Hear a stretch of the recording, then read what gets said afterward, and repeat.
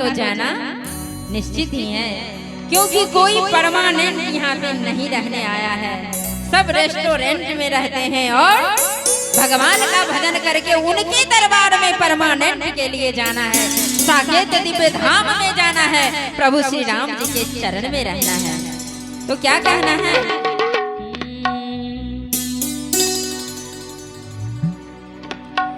आए हैं तो जाएंगे राजा रंग फकीर, एक सिंहासन चढ़ चला,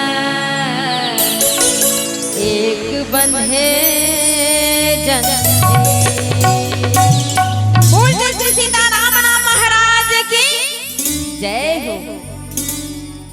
जगत में कोई न परमानेंट, जगत में कोई न परमानेंट, जगत में कोई न परमानेंट, जगत में कोई न परमानेंट।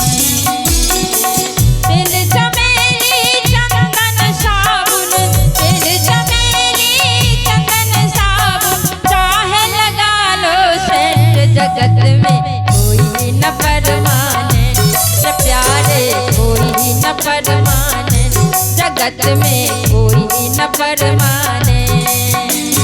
तिल चमेली चंदन साबुन, तिल चमेली चंदन साबुन, चाहे लगा लो सेंट, जगत में कोई न परमानेंट, प्यारे कोई न परमानेंट।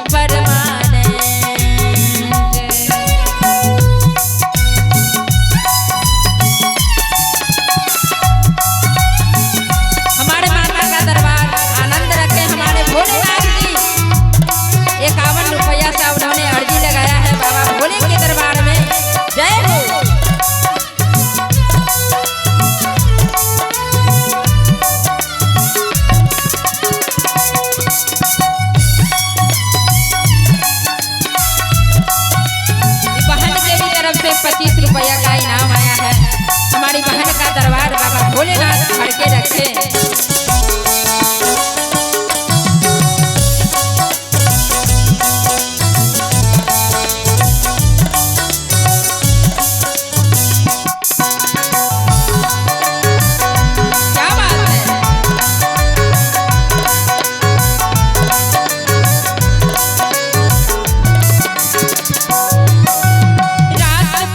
चाहे जर्नल कर्नल चाहे लेफ्टिनेंट रे प्यारे,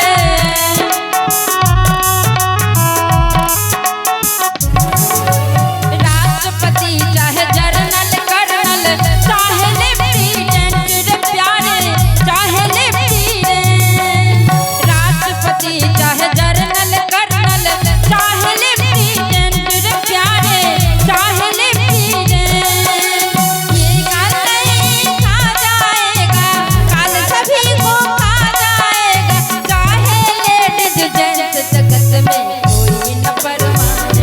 जगत में कोई न परमाने, तेल चमेली चंदन साबुन, तेल चमेली चंदन साबुन चाहे लगा लो सेंट, जगत में कोई न परमाने रे प्यारे, कोई न परमाने रे प्यारे, कोई न परमाने।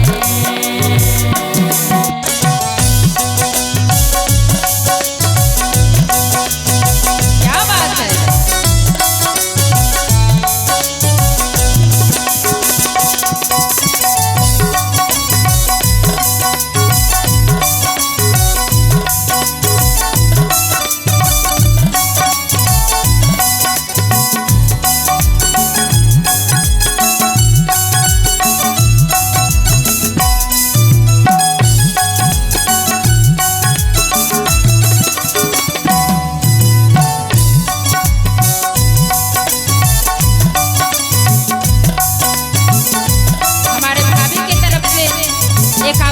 का पुरस्कार आया है। बाबा भोलेनाथ उनको दरबार को आनंद रखे।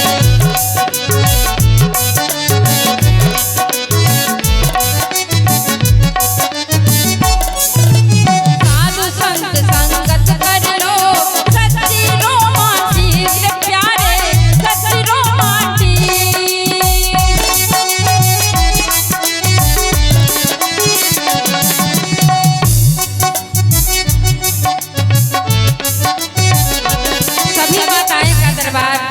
हमारे भोलेनाथ मंगलमय कर दे, आनंदमय कर दे, दरबार में कभी किसी भी वस्तु का कमी न रहने दे। हम भोले बाबा से अर्जी लगाते हैं।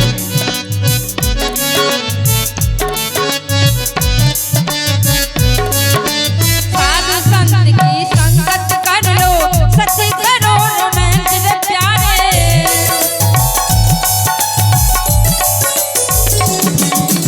साधु संत की संगत कर लो सच्ची करो रोमांटिक प्यारे, सच्ची करो रोमांच।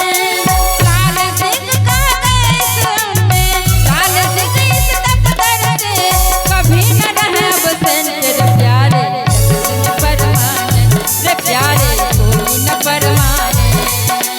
तेल चमेली चंदन साबुन, तेल चमेली चंदन साबुन चाहे लगा लो सेंट, जगत में कोई न परमाने, जगत में कोई न परमाने, जगत में कोई न परमाने, जगत में कोई न परमाने, जगत में कोई न परमाने, जगत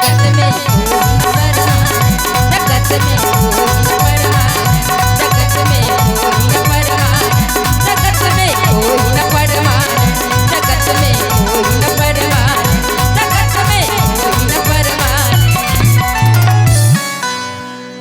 बोलते उमापति महादेव की। क्या कहते हैं कि इस जगत में कोई परमानेंट नहीं रहता है, और जो भगवान के दरबार में परमानेंट रहना चाहते हैं वो दोनों हाथ उठा के कहिएगा, जगत में कोई न परमानेंट। दोनों हाथ उठा के ताली बजा के साथ, जगत में कोई न परमानेंट रे प्यारे, कोई न परमानेंट। क्या कहना है, आज यहाँ हैं और कल कहाँ रहेंगे, सोएंगे